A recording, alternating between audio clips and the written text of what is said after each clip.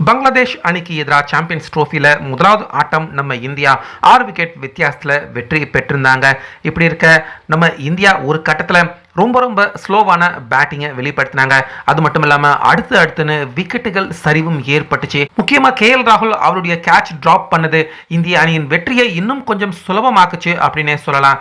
அந்த வகையில் ஆட்டம் முடிஞ்சதுக்கு அப்புறமா நம்ம இந்திய அணியின் கேப்டனான ரோஹித் சர்மா பங்களாதேஷ் அணியின் பிளேயர்களுக்கு முன்னாடி அவர் செஞ்ச செய்கை, தற்போது ரோஹித் அவர் திடீர்னு இப்படி செய்வாரு அப்படின்னு தான் எதிர்பார்க்கல அப்படின்னு பங்களாதேஷ் கேப்டனான ஷாண்டோ ஆட்டம் முடிஞ்சதுக்கு அப்புறமா அவங்களுடைய தோல்வியை பத்தியும் அதே போல நம்ம ரோஹித் சர்மா அவர் செஞ்ச செய்கையை பத்தியும் பேசியிருக்காரு. அதுல ஃபர்ஸ்ட் ஷாண்டோ அவர் தோல்வியை பத்தி குறிப்பிட்டிருந்ததுல அடுத்துன்னு இந்திய அணி பக்கம் ஃபர்ஸ்ட் நாங்க பேட்டிங் பண்றப்ப நாங்க விக்கெட்டை இழந்ததுதான் ரொம்ப பெரிய ஒரு தோல்விக்கான காரணமாக நாங்க நினைக்கிறதா ஷாண்டோ சொல்லியிருக்காரு. முக்கியமா ரோஹித் சர்மா ஹேட்ரிக் பால்ல அவர் கேட்ச் விடுவார் அப்படின்னு நாங்க எதிர்பார்க்கல. அவர் அந்த கேட்சை பிடிச்சிருந்தா நிச்சயமா நாங்க ஒரு 150 ரன் கூட எடுக்கிறது கடினமான ஒரு விஷயமாக மாறி இருக்கும். அந்த வகையில இந்தியா போலிங்ல நல்லாவே சிறப்பாக செயல்பட்டாங்க. ஆனா இரண்டாம் பாதியில பிச் ரொம்ப ஒரு ஸ்லோவர் பிச்சாக கடினமான பிச்சாக மாறிடுச்சு.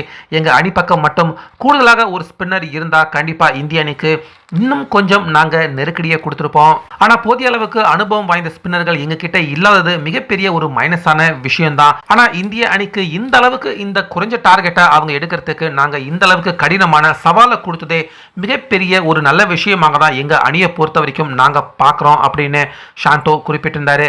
அதே போல ரோஹித் சர்மா ஆட்டம் முடிஞ்சதுக்கு அப்புறமா அவர் நடந்து வந்து பங்களாதேஷ் பிளேயர்கள் அபாரமா அவங்க செயல்பட்டதுக்கு ஒரு சல்யூட் மாதிரியான ஒரு விஷயத்தை நம்ம ரோஹித் சர்மா அவர் செஞ்சிருப்பாரு.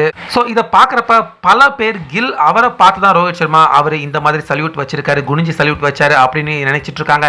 ஆனால் கில் ஆல்ரெடி பார்த்தீங்கன்னா ரோஹித் அவர்கிட்ட கை கொடுத்துட்டு உள்ள போயிட்டாரு. அதுக்கப்புறமா எதிரணியின் பிளேயர்கள் எல்லாருமே எதிர்க்க வர்றப்ப அப்பதான் ரோஹித் சர்மா அவர் இந்த மாதிரி செஞ்சு பங்களாதேஷ் பிளேயர்கள் அவங்க நல்லா ஃபைட் பண்ணாங்க. நம்ம இந்தியாவுக்கு ஒரு கட்டத்தில் தோல்வி பயத்தையும் கொடுத்தாங்க.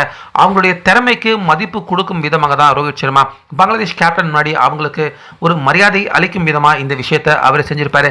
ஸோ ரோஹித் எங்களுடைய பர்ஃபார்மன்ஸ் அதை பார்த்து அவர் மரியாதை கொடுத்து எங்களை இந்த அளவுக்கு அவர் ஒரு பாராட்டுற செயலில் ஈடுபடுவார் அப்படின்னு நாங்கள் நினைக்கல. எங்களுக்கு இதுவே ஒரு நல்ல மகிழ்ச்சியான ஒரு விஷயமாக தான் இருக்கு. இந்த ஆட்டத்தில் நாங்கள் நல்லா விளையாண்டுருக்கோம் அப்படிங்கிறது எங்களுக்கு உணர்த்துது அப்படின்னு நம்ம ரோஹித் சர்மா பங்களாதேஷ் பிளேயர்களுக்காக அவர் கொடுத்த அந்த சின்ன ஒரு மரியாதை அதை பார்த்து பங்களாதேஷ் பிளேயர்கள் நாங்கள் எல்லாருமே மகிழ்ச்சி அடைஞ்சதா பங்களாதேஷ் கேப்டன் ஷாண்டோ சொல்லியிருக்காரு. ஸோ ரோஹித் அவர் செஞ்சிருக்க இந்த விஷயத்தை பற்றி உங்கள் கருத்தை சொல்லுங்கள்.